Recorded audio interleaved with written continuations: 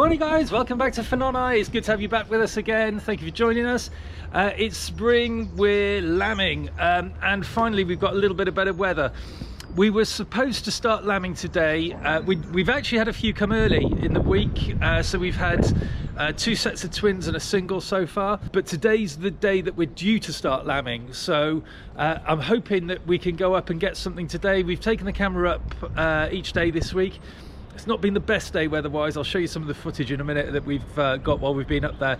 The weather's been shocking. It does look a little bit better now, so it's windy today, but it does seem to be a little bit drier. So let's head up there and we'll see what's going on. We've slightly changed the way that we've done this video because the audio has been so poor on it while we've been out recording. It's been very, very windy the last couple of days. We actually started lambing. We were due to start lambing today, but we actually started on Tuesday. We had two sets of twins and a single lamb born on Tuesday, and the weather was just horrendous then, sort of Wednesday and yesterday. We've had a lot of rain, we've had some very high winds. It's not been terribly cold, but it's been cold overnight. But when we've been up and recording up in the fields, it's been a very, very poor, the audio has been very, very poor. So I've re-recorded this as a kind of commentary, which I will try and see if I can edit over the videos as we're going along. So hopefully this is going to work okay. So you'll notice with this field now as we go in, it's pretty bare. There's not a lot of grass growing. It's been grazed down quite hard. That's an intentional thing. We are planning on overseeding this field this year with other fields that we've reseeded previously. We've ploughed and worked the soil and then drilled and rolled and what have you to put the new grass lay into them. But I don't want to do that with this field because it's on such a steep bank and it's very, very stony. I'm trying to avoid ploughing it really, because ploughing it will just bring more stones up to the surface. And also if we get heavy rain, which we are quite prone to do in this part of Wales, we'll end up with a huge amount of soil erosion off the field. And I want to try and avoid that. I'm trying to make our soils better, not get them washed away. So what we're going to do with this one is we've grazed it down very, very hard now. And we will go over it with the harrows, which is like a big rake that goes behind the tractor. And that will just give us a little bit of tilth for the seed to go into. We'll then spread the seed over the top using our spinner, and we'll then roll it in, and hopefully that will get the seed established and get us our new lay. It's something I've wanted to try for a couple of years, but we've not really had the opportunity to do it anywhere before. So I'm really looking forward to seeing how that works out this year. We'll do a couple of videos on it and we'll monitor it as we're going along and see what sort of growth we get and what sort of difference it makes to the field. But it is a field that we tend to use more for the sheep, and we'll be using it for bales now this year. We're pretty sure that the cattle that picked up TB last year, this is the field that they picked it up from, because the only ones that got it were in groups that had grazed this field. The groups that hadn't been in here, we were completely clear we didn't have anything with them. And this was the only sort of common factor really. So at the moment, the field is very, very heavily grazed down. There's not much growing in here, so we're bringing hay up for the sheep. There's not really many sheep in here for the size of the field. There's not a lot of sheep in here, so they've got plenty to eat and they're in good condition. We check them regularly. We put hands across their backs.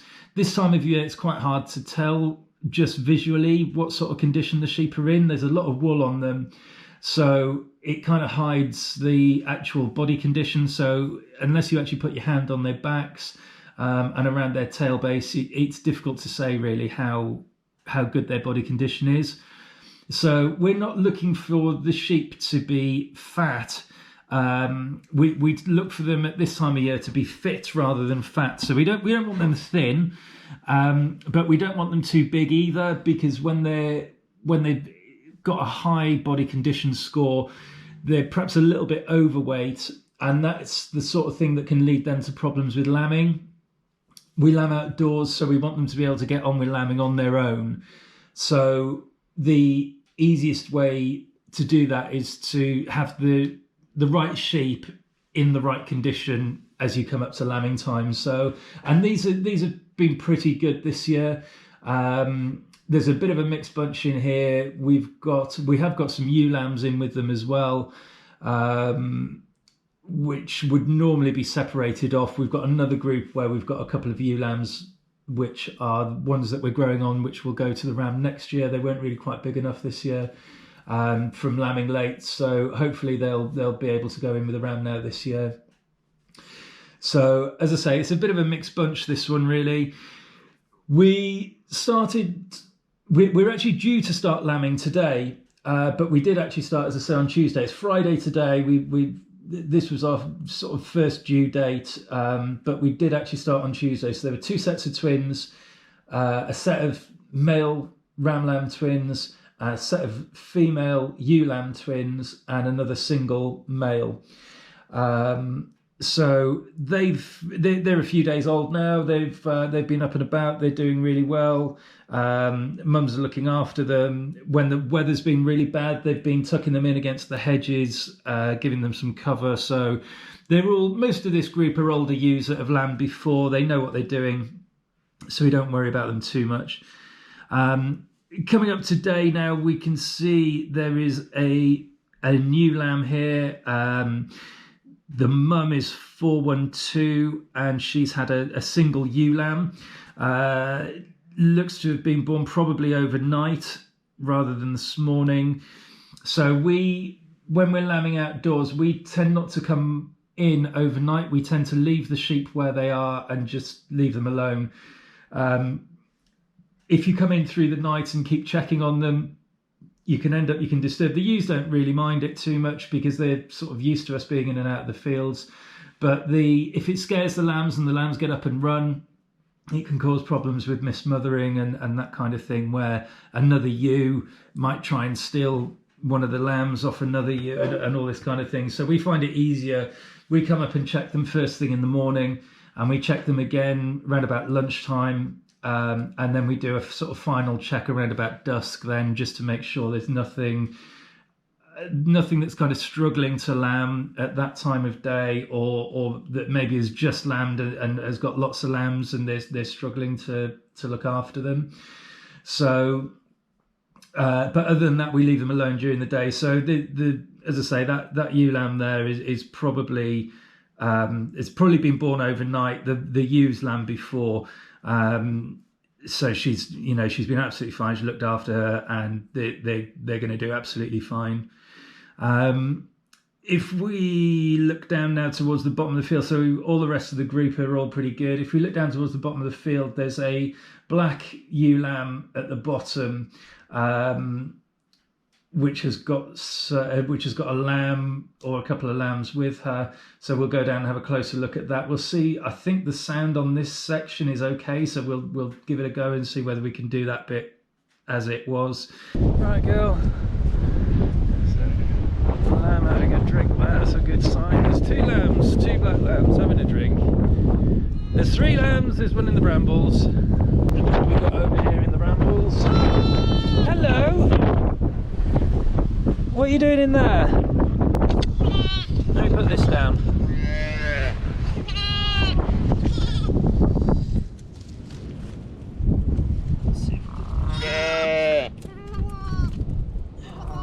Have you had a drink from Mum? 3 little ewe lambs there.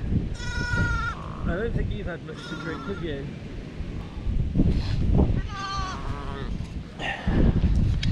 You stick with Mum.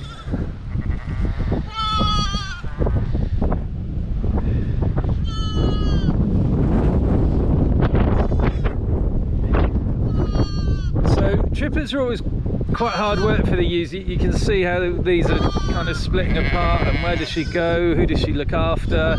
So I think what we might do is we might get these in overnight, just for the day. We'll put them in for 24 hours, so we'll take them in before they all just start wandering off.